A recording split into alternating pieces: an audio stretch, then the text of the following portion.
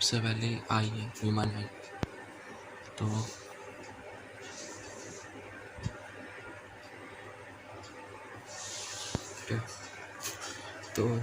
Human आई भी के अंदर भी एक तरीके का लेंस होता है, तो इसलिए लेंस हम लगाते हैं। 1/v माइनस 1/v बराबर 1/f। ठीक है, अब क्या होता है कि जो v होता है वो ह्यूमन आई के लिए फिक्स होता है, लेकिन फोकल लेंथ और लेंस है वो चेंज होती रहती है। क्यों? क्योंकि ये हमारी ह्यूमन आई है, ये उसके अंदर लेंस है, सिलियरी मसल्स है जो उसके फोकल लेंथ को चेंज करने के लिए रिस्पॉन्सिबल होती है। ठीक है, और ये हमारी रेटिना आ गई। इमेज हमेशा रेटिना पे बननी चाहिए नॉर्मल विजन के लिए। तो ये जो वी है वो हमेशा कॉन्स्टेंट रहता है, लेकिन फोकल लेंथ है वो चेंज होता रहता है, और इसी फोकल लेंथ के चेंज होने को कहते हैं accommodation of eye according to different conditions.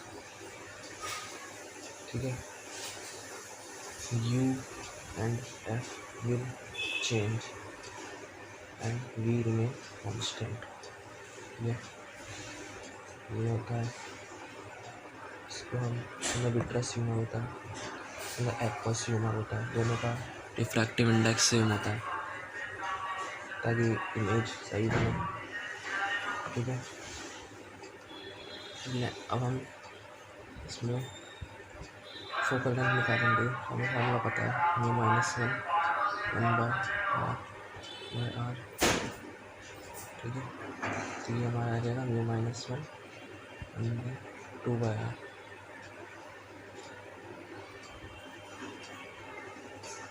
इसका मतलब क्या है कि फोकल लेंथ बढ़ाओगे तो आर बढ़ेगा।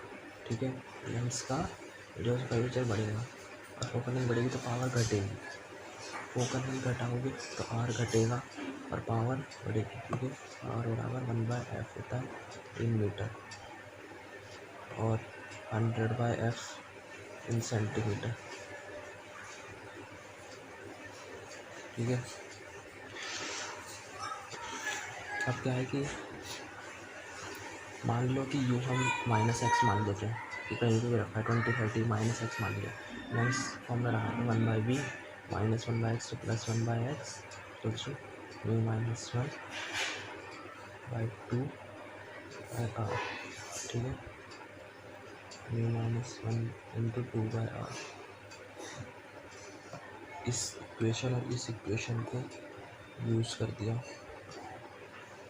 From 1 and 2। ठीक है, तो ये क्या होता है, इससे हमें रिलेशन बदलना। क्या रिलेशन बदलना कि अगर तुम एक्स को बढ़ाओगे, दूर चीज़ें ले जाओगे, तो लेंस को अपना आर बढ़ाना पड़ेगा, अपना कर्वेचर बढ़ाना। आर बढ़ेगा तो फोकल लेंथ बढ़ेगी, फोकल लेंथ बढ़ेगी तो लेंस की अकोमोडेशन पावर घटेगी। ठीक है, पावर कम हो रही है, मतलब कि जो सिलियरी मसल्स हैं उनको कम अपना वर्क करना पड़ा, तो सिलियरी मसल्स का कष्ट कम होगा। ठीक है, और पावर लोएस्ट कब होती है, जब फोकल लेंथ 0। ठीक है, पावर लोएस्ट कब होती है, पावर लोएस्ट तब होगी जब फोकल लेंथ में इन्फिनाइट होगी, मतलब कि lowest at infinity. Power lowest होती है इन्फिनिटी में। ठीक है, पास की चीज़ देखने में कष्ट ज़्यादा होता है क्योंकि एक्स कम हो गया ना, एक्स कम हो गया पास की चीज़ में, तो कष्ट ज़्यादा होता है सिलियरी मसल्स को।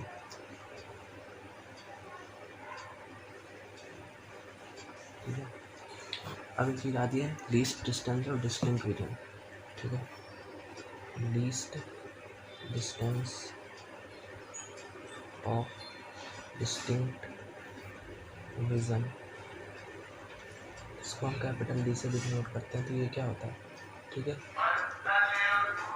ये एक ऐसा डिस्टेंस होता है जिसके बाद पास लाने पे जो वर्ड्स हैं वो क्लियर नहीं दिखते या ओवरलैप्ड दिखते हैं, तो उस डिस्टेंस को हम कहते हैं लीस्ट डिस्टेंस ऑफ विजन। ठीक है, ये एक नॉर्मल आई के लिए वैसे तो 30 से लेके 50 सेंटीमीटर 20 से लेके 50 सेंटीमीटर के बीच होता है।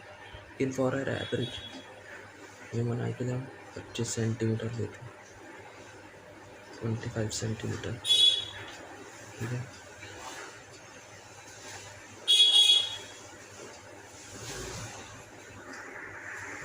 जैसे कि हम जानते हैं कि लाइट में 7 कलर्स में स्प्लिट होती है, विबग्योर। ठीक है, विबग्योर। तो इससे हम क्या बताना चाह रहे हैं कि जैसे जैसे हम इस तरफ जाते हैं तो लैम्डा बढ़ता है। ठीक है, और कौची से हमें पता है कि lambda is inversely proportional to mu. ठीक है, इसका मतलब कि इधर जाने पर लैम्डा बढ़ेगा तो म्यू घटेगा। तो अपन लोगों के पास फॉर्मूला है, ये फॉर्मूला। ठीक है, ये म्यू है। तो फोकल लेंथ इनवर्स है म्यू के, तो म्यू घटेगा तो फोकल लेंथ बढ़ेगी तो पावर घटेगी। मेन चीज़ ये है कि पावर घटेगी, तो इधर से इधर जाने पे लेंस की पावर घटती है। इसका मतलब क्या है कि रेड के लिए जो है वो लीस्ट पावर होती है, लीस्ट सेंसिटिव होती है आई। ठीक है,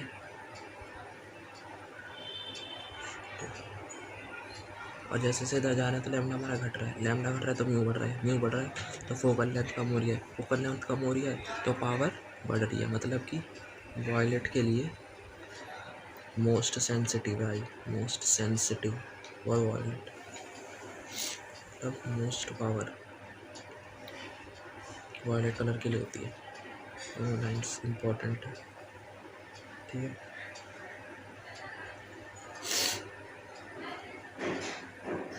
अब क्या होता है कि हम डी पर भी लेके आ गए ऑब्जेक्ट को। डी के बाद तो हम देख ही नहीं सकते, ओवरलैप हो जाएगी। हम डी पे भी लेके आ गए, उसके बाद भी ऑब्जेक्ट इतना छोटा है कि हमें नेकेड आई से नहीं दिख रहा है वो। ठीक है, तो अब उसके लिए हम क्या करते हैं, हम ऑप्टिकल इंस्ट्रूमेंट्स का यूज़ करते हैं। नॉर कोई भी ऑब्जेक्ट है, जैसे हमारी आई है। ठीक है, कोई भी इधर एक ऑब्जेक्ट रखा है, कैंडल रखी है, तो हमारे आई पर ना एक एंगल सबटेंड करता है। ठीक है, इस थीटा को ही हम एक एंगल होता है जो ये कैंडल सबटेंड कोई भी ऑब्जेक्ट सबटेंड करता है। अगर इस थीटा की वैल्यू 1 मिनट से कम हो जाए, ठीक है, लेस देन 1 मिनट हो जाए, तो हम उस ऑब्जेक्ट को नहीं देख सकते। तो ऐसे ऑब्जेक्ट जिनकी थीटा की वैल्यू 1 मिनट से कम है, ठीक है, उसके लिए उसको अगर हम देखना चाहते हो तो उसके लिए हम ऑप्टिकल इंस्ट्रूमेंट्स का यूज़ करते हैं। या फिर हम एक तरीके से कह सकते हैं, जैसे कि हम कहते हैं कि 1 डिग्री में 60 मिनट्स होते हैं। ठीक है, तो 1/60 डिग्री बराबर 1 मिनट। मतलब कि 1/60 डिग्री से अगर कोई ऑब्जेक्ट कम हमारे एंगल सब पे सबटेंड हो रहा है तो हम उसे नहीं देख सकते। 1 डिग्री में 60 मिनट्स होते हैं। ठीक है, तो सबसे पहला ऑप्टिकल इंस्ट्रूमेंट हमारे पास आता है वो आता है सिंपल माइक्रोस्कोप। मतलब कि जो मैग्नीफाइंग लेंस हम एक तरीके से यूज़ करते हैं वो भी एक तरीके से सिंपल माइक्रोस्कोप कहते हैं उसे। ठीक है, इसमें क्या होता है कि लेंस होता है, लेंस मान कॉन्वेक्स लेंस। ठीक है, हमारा ऑब्जेक्ट जो है वो मान लो कि एच हाइट का है, ये डिस्टेंस पर रखा हुआ है। ठीक है, एंगल सबटेंड कर रहा है वो हमारी इधर आई बनी हुई है, हमारी आई से एंगल सबटेंड कर रहा है वो थीटा। ठीक है, अब लेंस का काम क्या होता है, लेंस अपना काम दिखाएगा, यहाँ पे क्या दिखाएगा, फोकस से पास कर दी और सेंटर ऑफ कर्वेचर से गई तो सेंटर ऑफ कर्वेचर के बाद हो गई। दोनों चीज़ों को आगे बढ़ाएंगे तो इमेज कहीं यहाँ बनेगी। ठीक है, जैसे कि हम देख पा रहे हैं कि जो एच डैश है वो ज़ाहिर तौर पर एच से बहुत बड़ा आ रहा है। ठीक है, ये वी होगा ऑब्वियसली। ठीक है, ये थीटा एंगल सबटेंड कर रहा था तो थीटा ध्यान रहा पहले हाइट एच थी, अब एच डैश होगी। ठीक है, तो हम क्या कह सकते हैं, थीटा को हम क्या कह सकते हैं, ट्राइंगल्स में अगर हम देखें या तो तुम कहते हो एच डैश बाई वी या तो तुम कह दो एच बाई यू। ठीक है, कुछ भी कह दो, थीटा यू की बात होगी। अब जब हम लोग कोई लेंस यूज़ करते हैं, हमारी आई हम कोई लेंस यूज़ कर लेते, इधर एच ऑब्जेक्ट रखा हुआ था। ठीक है, वो हमारी आँख पे थीटा तो नहीं बना देता, कुछ और बना देता, थीटा नॉट बना देता हूँ 1 को, ठीक है। और हम मैक्स टू मैक्स कितना फासला सकते डी, इससे बाहर हम, इसके बाद भी हमें नहीं दिख रहा था, तो मैक्स से मैक्स हम डी ला सकते थे पास, तो हम इधर ऑब्जेक्ट डिस्टेंस डी लेंगे, ठीक है। अब ये जो एंगल होता है हमें माना कि 1/60 डिग्री, तो बहुत स्मॉल एंगल्स होते हैं, इसमें टेन थीटा अप्रॉक्सीमेटली हम थीटा के बराबर ले लेते हैं, ये बहुत स्मॉल एंगल्स है, ठीक है। तो इसके अंदर अब सबसे पहली चीज़ आती है मैग्नीफाइंग पावर। तो मैग्नीफाइंग पावर क्या होती है, बीटा बाय अल्फ़ा कह लो, या फिर तुम कह लो थीटा बाय थीटा नॉट, मतलब इमेज से जो एंगल सबटेंड हो रहा है, जो ओरिजिनल ऑब्जेक्ट से एंगल सबटेंड हो रहा है, उन दोनों के रेशियो को हम मैग्नीफाइंग पावर।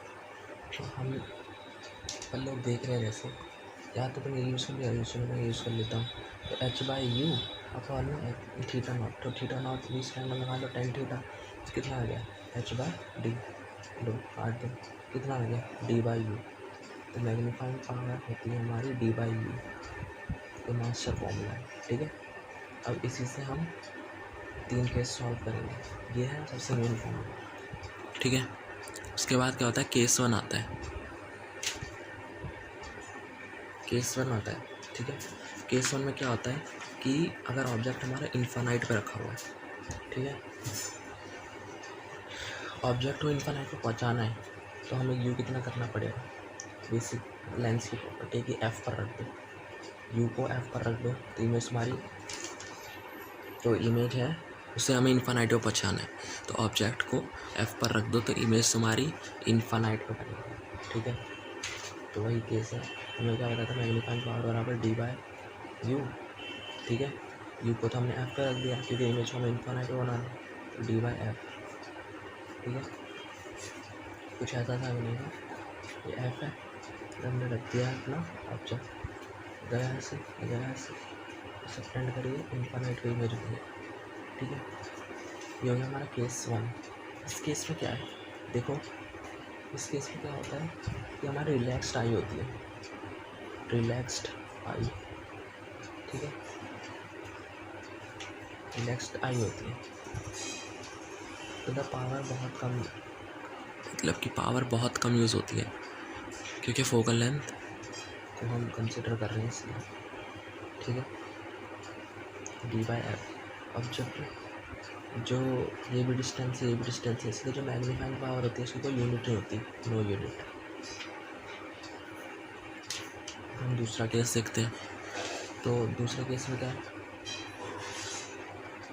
कि इस केस में मैग्नीफाइंग पावर मिनिमम थी, मैग्नीफाइंग पावर इस केस में मिनिमम थी, आई इज रिडैक्स थी। केस 2 हम देख रहे हैं मैग्नीफाइंग पावर मैक्सिमम कब होगी, ठीक है।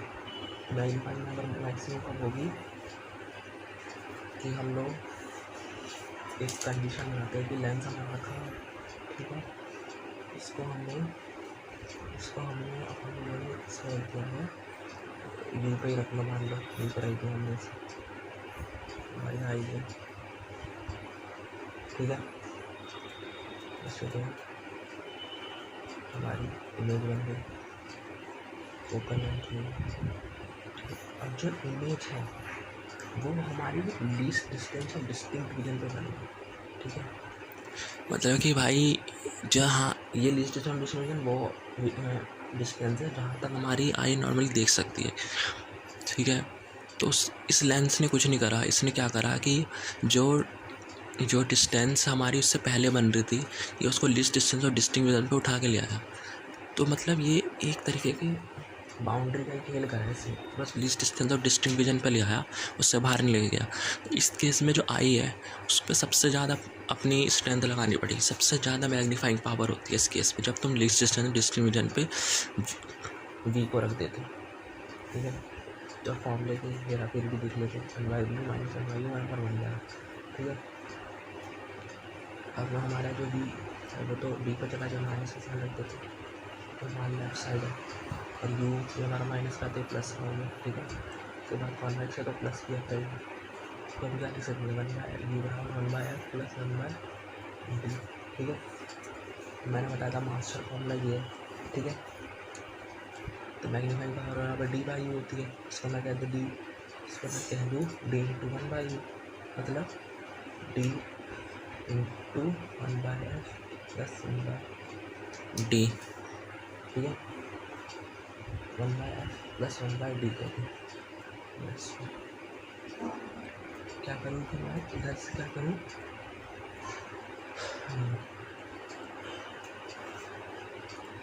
कि मैं क्या करता हूँ कि मैं वन बाई डी कॉमन ले लेता हूँ, कॉमन वन बाई डी तो है ही, वन बाई डी मैंने कॉमन लिया तो कितना है, इधर तो कुछ है नहीं, इसलिए डी की ऊपर नीचे मल्टीप्लाई करके डी बाई एफ प्लस ये पूरा काम बना देगा तो प्लस वन, इससे कटा मैग्नीफाइंग पावर हमारी आ गई D by F plus one, ठीक है। ये आ गई मैक्सिमम मैग्नीफाइंग पावर, आइज में स्ट्रेन मैक्सिमम होगा, ठीक है, मैग्नीफाइंग पावर